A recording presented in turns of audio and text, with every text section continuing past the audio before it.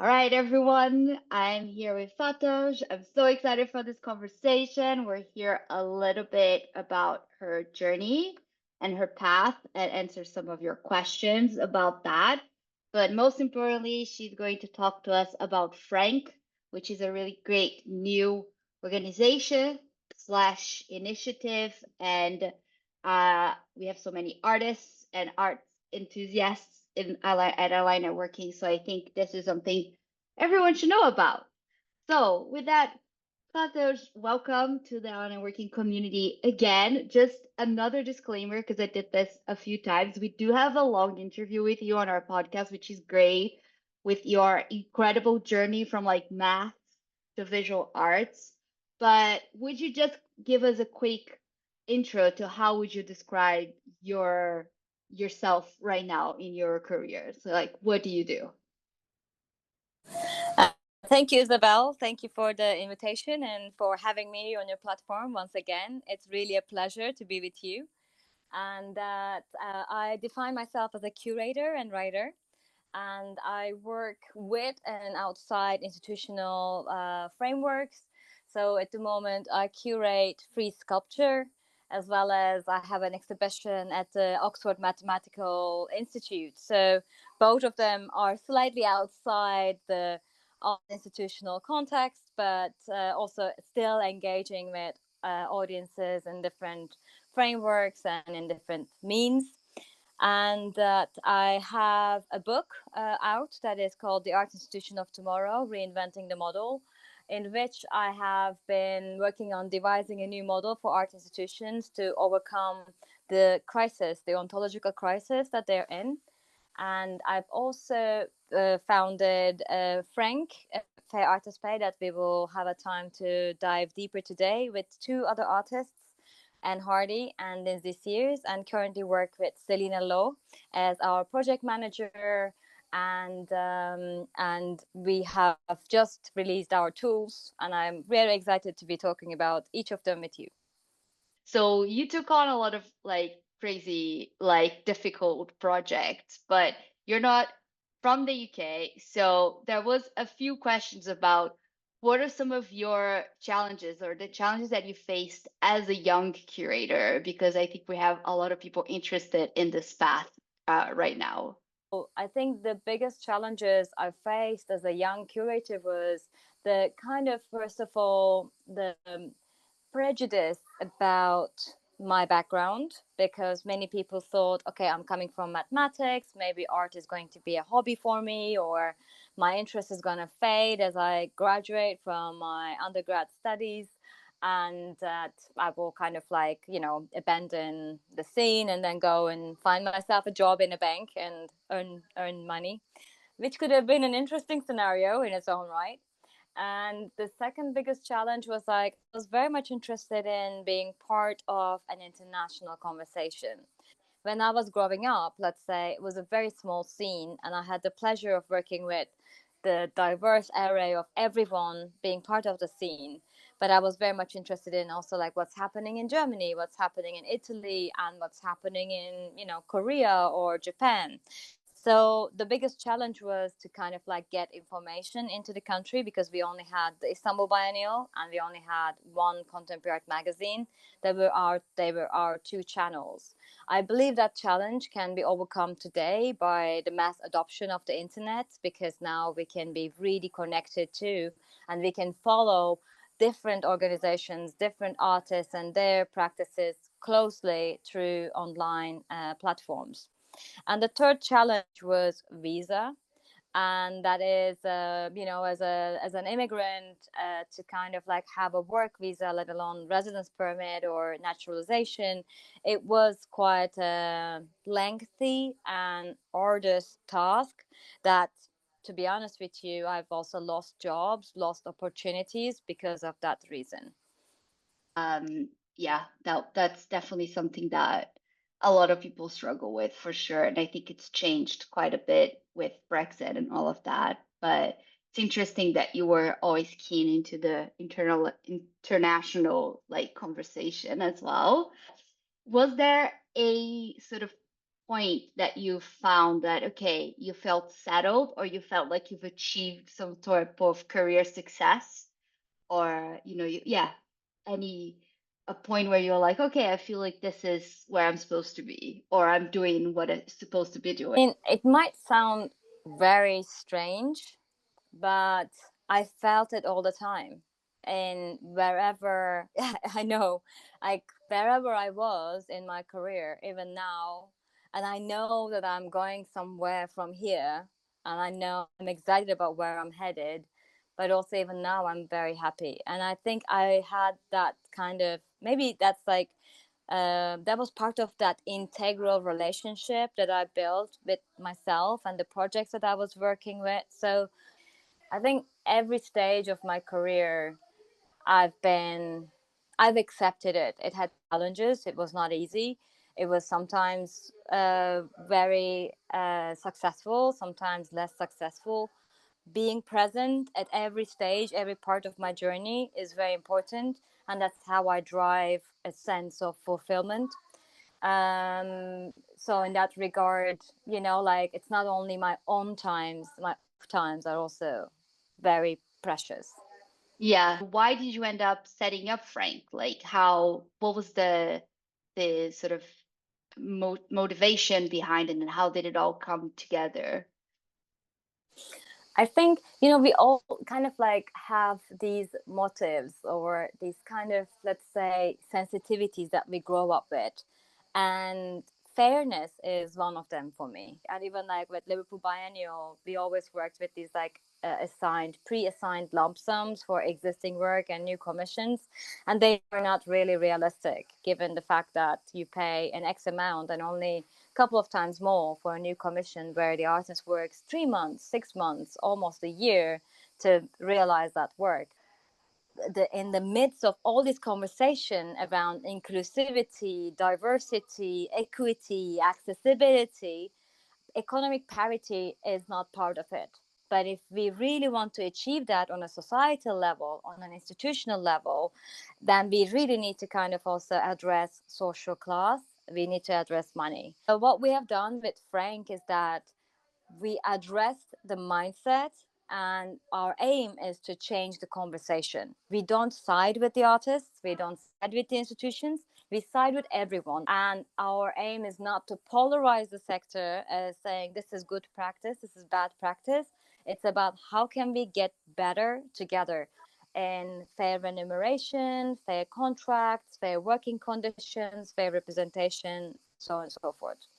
Yeah, I think this is definitely something we encounter with as well as part of our networking. That has always been a conversation. Like we never advertise roles, for instance, that don't disclose a salary. And you need to have experience to get an entry level job and all of those things. And even the salaries within even big organizations and institutions, they can be quite low, especially if they expect people to live in big cities. But then you also see, the institutions or the organizations, they are mostly on a nonprofit basis and they are losing fundraising powers, all of that. So obviously there are a lot of issues that kind of explain why salaries are low or fees are low, but we definitely need to be, I think, as you were saying, united into finding better practices and a better way forwards because you came to this as a curator, which is why I think it's so interesting.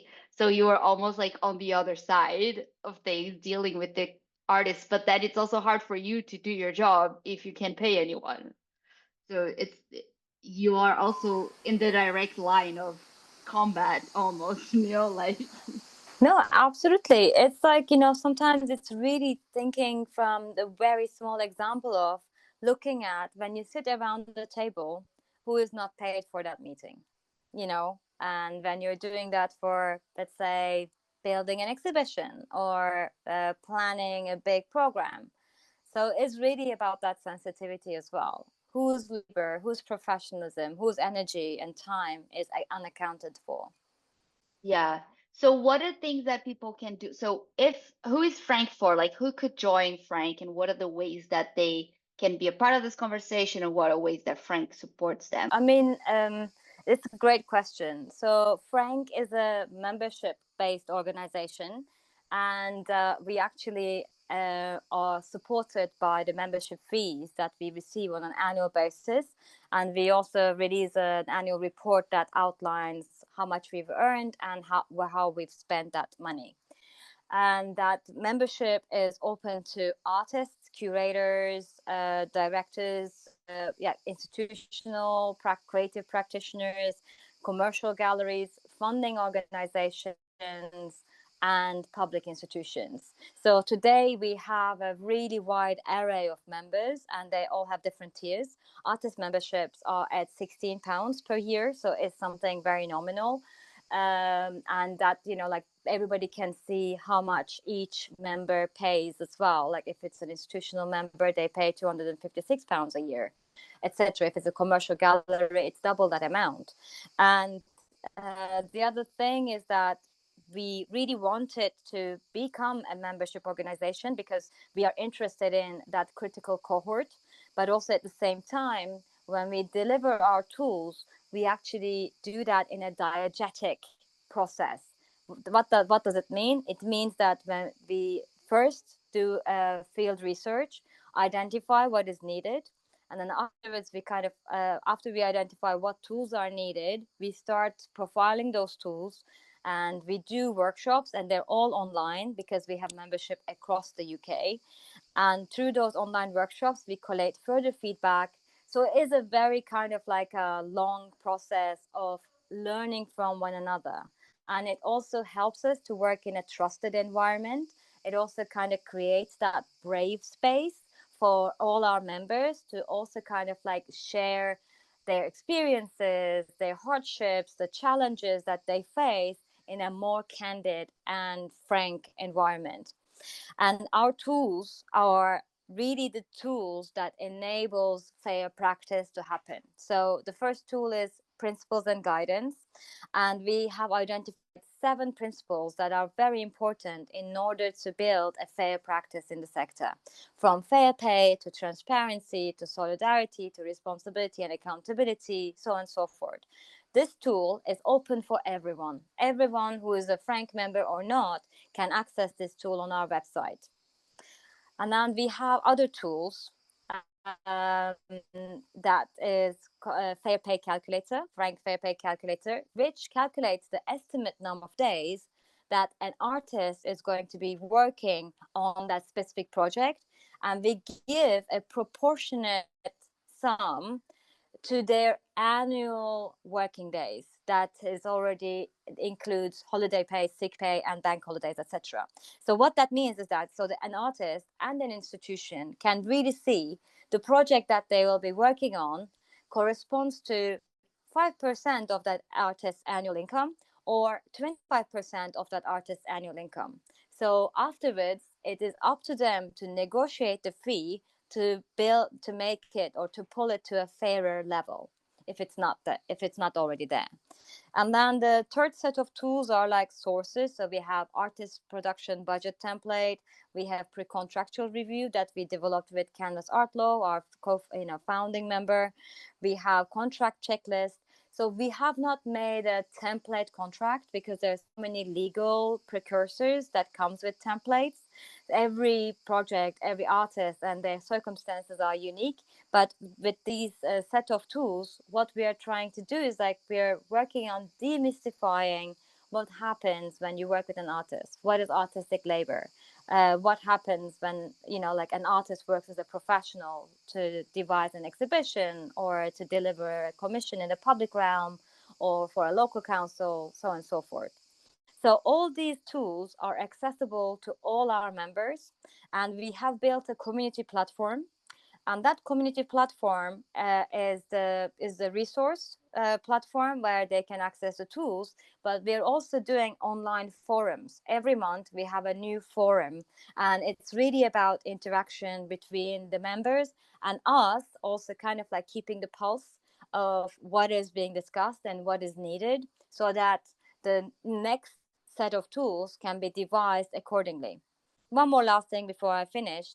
When we publish, like for instance, we publish these tools, they're not the final versions. So what we're doing is like we've given ourselves as a Frank team 6 months to collate feedback from every member who will be using those tools, and then we will assess and see if there are any revisions that need to be made, any new sections that need to be added. So it is a live document in that sense, and it also kind of enables us to kind of carve out any blind spots that we might have left in the first iteration, or be aware of, raise awareness on areas that we haven't yet talked about or thought through. I think one thing that um I like as Isabel, not as Alana working, always talk about to tell people is that if we don't advocate for ourselves, no one else will. But in the sense that, so we need to know our rights and know what are the like systems and the issues that we're facing again, so that we can actually advocate for change. But it's really hard to do this alone. So that means that you need to sort of do your part, but it's a lot easier to create change as you're trying to do when you're in the group, and you can, you know, you are essentially also providing a type of community or a network for people to share those things and maybe co-produce some of the solutions for those issues, right? Which I think is, especially with such like a lower like price point for artists, I think it's really exciting that people can be, even younger artists can now be a part of this conversation and know what are some of the challenges they might be facing, and then trying to find solutions to it with everyone that's involved, because it's not just artists, it's artists, curators, institutions. So I think that's what I was really interested, because I think that is very closely related to what Ally Networking intends as well, which is about transparency, but also everyone doing their part, because it's not going to solve itself on its own. There is, like, if we don't want to advocate for change, it won't change, right? So, but knowing what's the problem, it's like the first step, sort of. Institutions are lacking funding, artists aren't really needing to be paid fairly, for the work that they have already delivered for the institution. And this is like not an easy time. But if we don't build this new mindset now, we won't be building it in the future either, when things are better or when things are much more easy to do. And the other thing is, which with our tools, what we try to do is like give guidance for every single line that happens in a contract, so that people who are not familiar with contracts, they can actually really understand and read through what their rights are.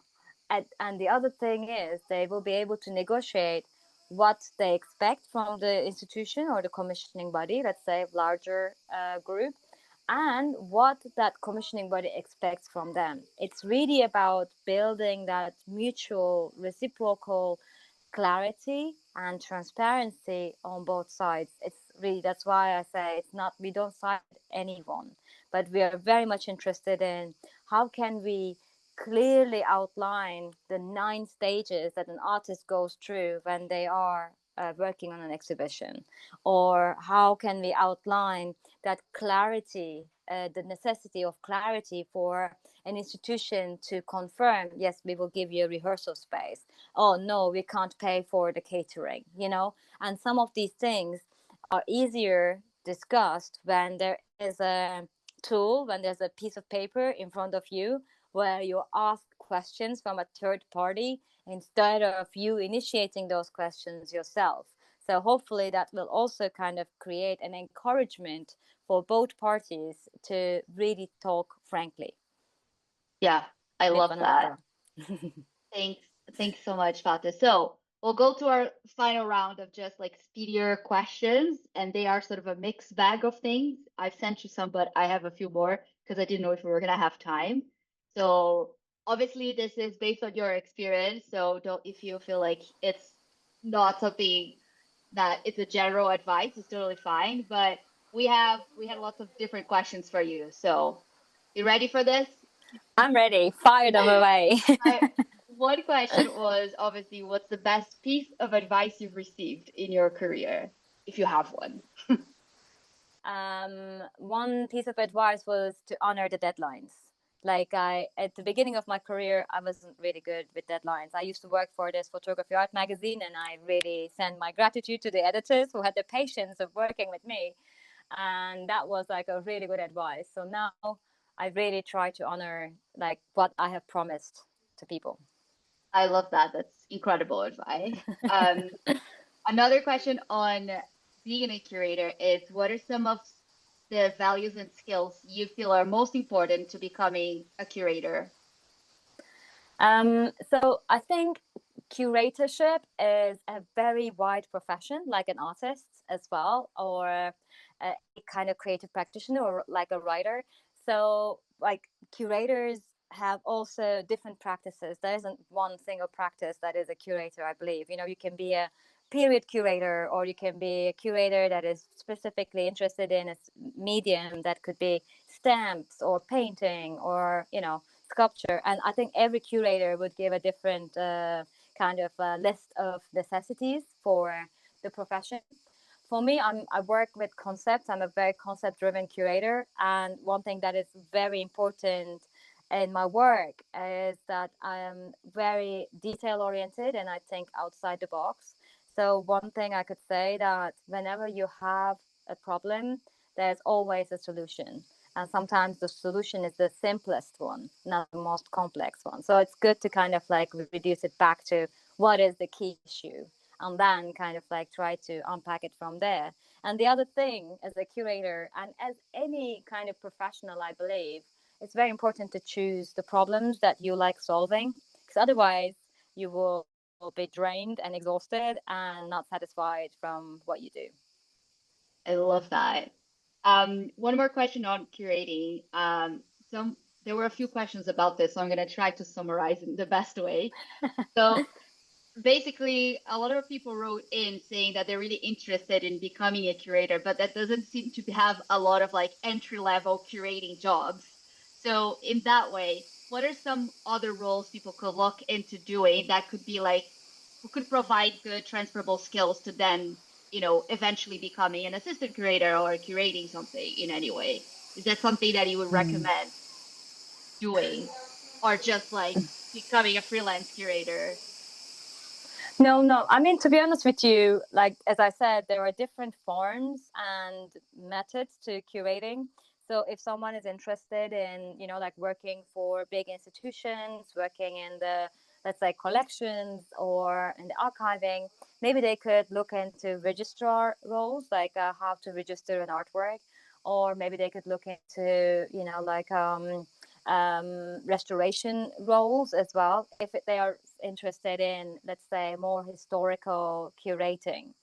And if they're interested in, let's say, working in the public realm, then maybe it would be really important to understand the kind of the complexity of processes of the public realm. So maybe that it might be good to get an internship at a local council in the culture sector, cultural section department, or it would be really good to kind of look at like some creative agencies and maybe get to start from there. I think wherever you want to go, I think it's good to outline kind of the steps that will take you there, the skills that will take you there, because it is not one single set. So in that sense, it's really about, you know, how can you set your values, what you want to be doing in your life, and also leaving a space, an openness in order to also receive, and then evaluate if this is something, an area that might be interesting for you to delve into. I love that. Those are really great tips. And I think it's, as you said, there are so many different types of curating that you really need to start streamlining. Two final questions if you have Okay. time. One is, do you have any advice for younger artists looking to get their work out to a wider audience? I think, I mean, I do give the same advice to many artists and also many curator candidates and curators, is that for me, what is really important is the conversation. Identify what is your conversation, and then identify who are your likely conversation partners. Who do you want to be talking about? What do you want to be talking to them with? You know, so think about what is the conversation that you want to channel and nourish and grow and expand. Love that. And of course, our final question is if someone is new into the visual arts sector and wants to establish a network or a community in the UK, do you have any tips on how to do that? Like obviously because you came from a Mm-hmm. different place. So any associations you recommend besides Frank events, what would be some of your tips for someone starting out? I think it's very important to go out and look, and that going out doesn't need to be physical. You can also do it through your, screens. But it's very important to have an understanding of who's doing what. Which gallery, if you're interested in having a gallery representation, which gallery is talking about art the way it inspires you. What are the other artists that they represent? Which institution and their program inspire you? Why is that so? And show up, go to the openings, and also be like honest and be brave to reach out to people. I have met so many people who have had the brevity of reaching out to me, sharing their practice. Sometimes it works, sometimes it doesn't, but that's not necessarily personal. It's again, sometimes there is an alignment that can be done, that bridging can be done instantly. Sometimes it's a matter of time. It can take a month or 3 months or 2 years or 8 years. But it's really about, you know, every individual kind of carving out what interests them, what excites them, and what lights up their fire, and then following that. Amazing. I love this advice. Thank you so much for your time, Fathers. Again, it's so nice to hear from you. A reminder, I'll link to the Frank platforms, also a link to your book because it's out. Yes, yes, please. It is out.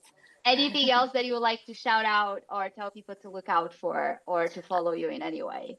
Yeah, so I would be delighted if they want to become a member. It's very easy. You can become a member on our website. It's frankfairartistpay.com. And my book is out. It should be in multiple bookshops. Otherwise, it's available online at the Land Humphreys website and also Amazon, I think. And the last thing is like my second edition of Free Sculpture is coming up. So I will be doing public curator tours on the first Sunday and the last Sunday of the exhibition. That is 22nd of September and 27th of October at noon. So just show up and we'll be very delighted to give you a tour. I love that. Amazing. We'll definitely add those on. Thank you so much for the amazing work. Thank you so much. And yeah, we'll see you soon, at least in one of the tours. Yeah, sounds brilliant. Thank you so much, Isabel, and take good care. Thank you. Bye. Bye.